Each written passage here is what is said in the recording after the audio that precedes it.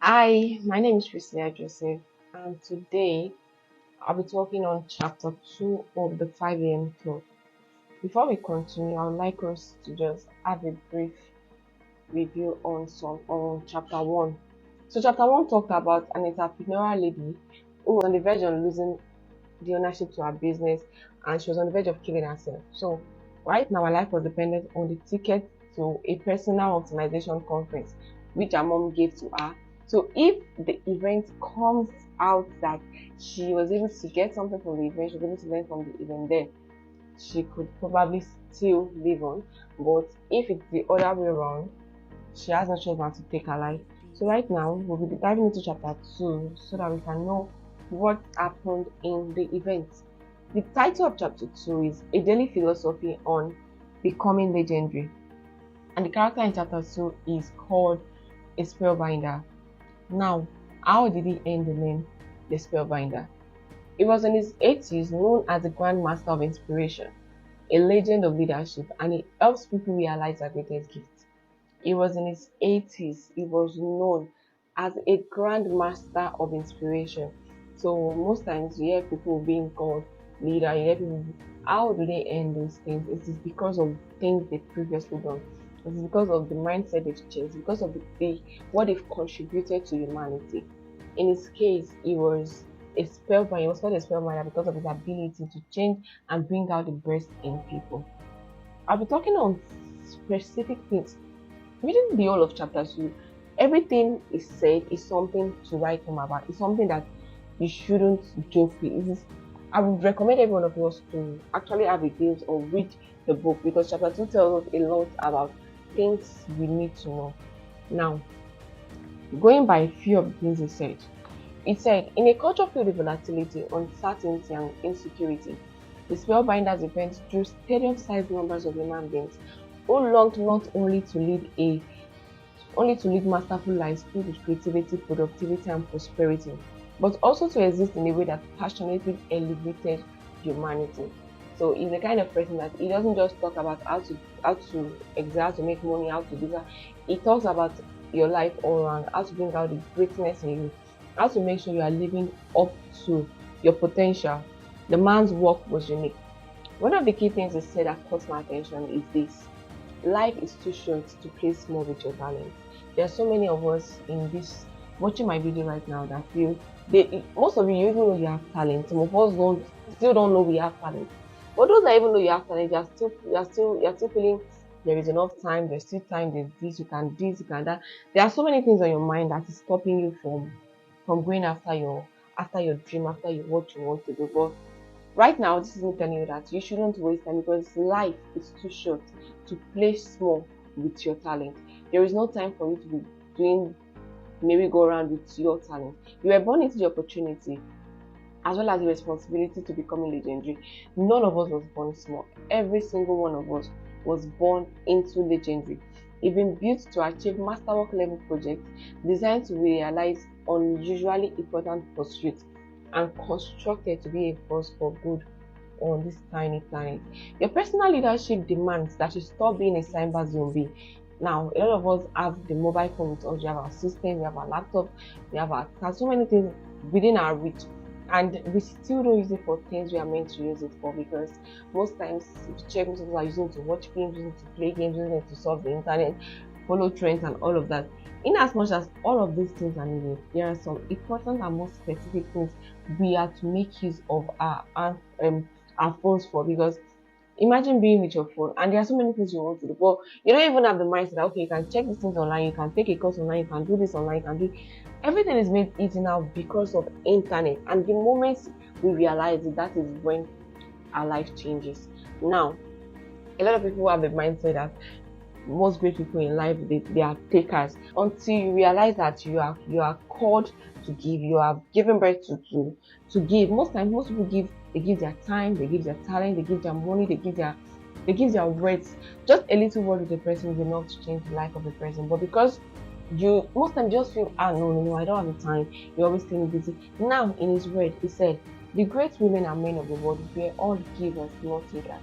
Until you realize and you accept that you are a giver, until you are able to give without seeing a big deal out of it.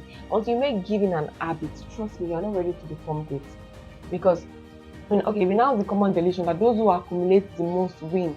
Instead, do work that is heroic, that staggers your masterpiece by the quality of its originality as from the openness it provides. While you do so, my recommendation is that you can also create a private life strong in ethics, rich with marvelous beauty, and unyielding when it comes to the protection of your inner peace. This, my friend, is how you survive. So basically what he was trying to talk about is just about how to bring out the greatness in you. Each of you has a call on your life, but you realize that you have a great call on your life, and most times your call might be dependent on another person, and another person's call would be dependent on yours, because the moment you decide not to take up your call in life, you are suffering the call of another person. Every one of you carries an instinct for excellence within your spirit.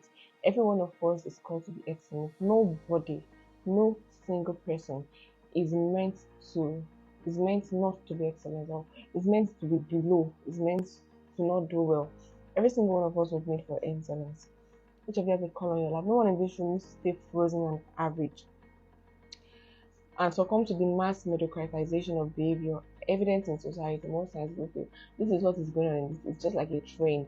Everybody here cannot succeed. Everybody, no, trust me, you are not everybody. The fact that a whole society or a community is not able to achieve something doesn't mean you cannot achieve it. There are two driving forces in our lives: the fear and the faith. The moment of fear is greater and higher than your faith, it is finished. But once you are able to master and practice your faith to be higher than your fear, you make sure your faith has a greater bearing than your fear. Trust me, you are on a way to a great pathway in life. You need to remember that your excuses are seducers, your fears are liars, and your doubts are thieves. It breaks my heart to see so many potentially powerful human beings talking a story about why they can't be potentially powerful, they can't be extraordinary, professionally and personally. This is because most of us will, I can't do this, I can't do this. The moment you think you cannot do it, then you automatically stopped yourself and giving yourself restrictions on that particular thing. There is nothing you cannot achieve. There is nothing you cannot make to come to pass. It all depends on your willpower and how willing you are, how much you are ready to go down to do that job. I know you've had some difficult times in your life. We all have. I get that feeling that you might things that haven't turned out the way you thought they would when you were a little kid, full of fire. When you were little, I want to be a doctor. Well, growing up, things are different. Yes, it happens, but that doesn't mean you should be discouraged. Now, check even those people that are doing well today in different fields. When you ask them questions, they will tell you they've been through they passed through some things, they passed through their own tough time. Do not feel you want to jump your tough time or your trying times and just jump into greatness. It doesn't work. At the moment you do, you'll fall back. Because once you've had experiences, it will help you know how to handle the trials when they come on later on in the future. Now, dealing with stressful worries and endless responsibilities that stifle your originality and steal your energy. Lusting after unimportant pursuits and hungry for the instant fulfillment of trivial desires, often driven by technology that enslaves us instead of liberating us. A lot of us today we are often limited. We often feel small or little because of what's going on online. If you see a person of your age buying car, you see a person of your age building a, and you feel you've not arrived, you are backward, you are this. Trust me, all these things are not the way you think they are. Things are different from most of these people. If you go and check and they are not even if they are legit, that doesn't mean it is too late or you are not in time. There is no time that is too late. There is no time that is too late. I'm aware that many people in this room are currently living lives you love. A lot of people today are living life that they love. They're already in plenty, they're enjoying their life. Trust me, go and ask them. They have been through their own trials, they've been through their own tough time. It is their endurance and perseverance that have brought them to where they are. You too have been disappointed by barren winters of the life weekly lived. One thing I will tell you is this: do not allow the mistake of your past to affect what you're supposed to be in the future, because you've done something in the past and you're still dwelling on it, you're still brooding over it, you're still blaming yourself, and because of that is limiting you. You're not trying out new things. Okay, because you put in 500,000 or 1 million into a business and the business flop, you now feel I can't take that risk again. Life is all about risk. Whatever you've done in the past is in the past. Whatever opportunity comes to you in the present, you go for it. Make your findings, get your due diligence, and go for it. Now, no matter where you are on the pathway of life, please don't let the pain of an imperfect past hinder the glory of your fabulous future. That was what I said earlier. Do not allow the pain of an imperfect past. There are mistakes. We make mistakes, but do not allow it hinder the glory of your fabulous future. You are so much more powerful than you may currently understand. Splendid victories and outright blessings are coming your way, and you are exactly where you need to be to receive the growth necessary for you to live your unusually productive, extremely prodigious, and exceptionally influential life that you've earned through your artist trial. Looking at this lady now, she might not know that she has the mindset that she's not a kind of person that goes for conferences and all that. But because of the trial she's faced, that is the reason why she's under this man today, hearing what she's hearing. If her life was still going on, then definitely she will not be here. And it's possible that this particular things I was saying today is what she needs to go far, to progress further, to even do better than she was doing before in life. If you sense the light to a mess right now, it feels like everything's falling apart. If you sense your life to a mess right now, that is simply because your fears are just a little stronger than your faith. With practice, you can turn on the volume of the voice of your scared self and increase the tone of your most triumphant side. Now, whatever you're going through, always make sure you turn down the volume of your scared self and increase the volume of your most triumphant side. That is how you progress, that is how you soar. The truth is this: every challenging event you've experienced, every toxic person that you've encountered, and all the trials you've endured have been perfect preparation to make you into the person that you are now. There is no soldiers that go to the war front. There is no troop of army. There is nobody that goes into the war front without preparation. I will take Hilda Bassey for an example. Before she attempted to break the world record, she passed through preparation. She talked about times that she has practiced using smaller versions. She has been preparing for this for years. It was not just 1 day, 2 days, or 3 days. She has been preparing for years. So that is why it is very important that all these trials, all these challenging events we're experiencing is needed for the kind of life we are going to live when we eventually make it. Zero, okay, you need these lessons to activate the treasures, talents, and powers that are now awakening within you. Nothing was an accident, zero was a risk. Nothing was an accident, zero was a risk. Nothing was an accident, zero was. Everything you've passed through in life is intentional because it is needed for your growth. One that can, okay, you are definitely where you need to be to begin the life of your most supreme desires. This will sound easier, but it's a lot harder in reality. A man from the crowd echoed it. It was not out of sarcasm, it was not out of fun, but out of sincerity. Because it is easier said than done. Most times it's easy for someone to just come up and encourage you, motivate you, but the real work is putting this thing into practice. He said, this doesn't sound easy, but it's a lot harder. Shouted a man in a red baseball cap seated in the picture. And the spellbinder being a very mature man, he said, I agree with you, you wonderful human being. Ideas are worth nothing unless backed by application. The smallest of implementation is always worth more than the grandest of intention. What does this simply mean? It means that a lot of people have intentions of doing things, but the person that decides to implement it is greater than a man that is full of implementation, intention mindset. Because I can see it now, and so many intentions, so many things going to my mind. My mind might even be more powerful than another person. But the moment the other person starts implementing, it becomes powerful than, because everything I'm saying is just in my mind. Nothing is physical, nothing is coming to life. But this person now has started implementing the little things you have started thinking of. And when you start implementing this thing, it helps him to think more, it helps him to be more productive. That is why it is said ideas are worth nothing unless backed up by application. The smallest of implementation is always worth more than the grandest of intentions. Intention is not implementation. Intention is not implementation. And if being an amazing person and developing a legendary life was easy, everybody will be doing it. The task of becoming great is not an easy task. If it was, are you whining me? Every single person would definitely be great. But because it is taxing, it is difficult, it is it requires effort, it requires time, it requires determination, it requires consistency. That is why only few people are able to attain that height. Now, are you one of those few people that will be there? Whatever you do today is what determines that.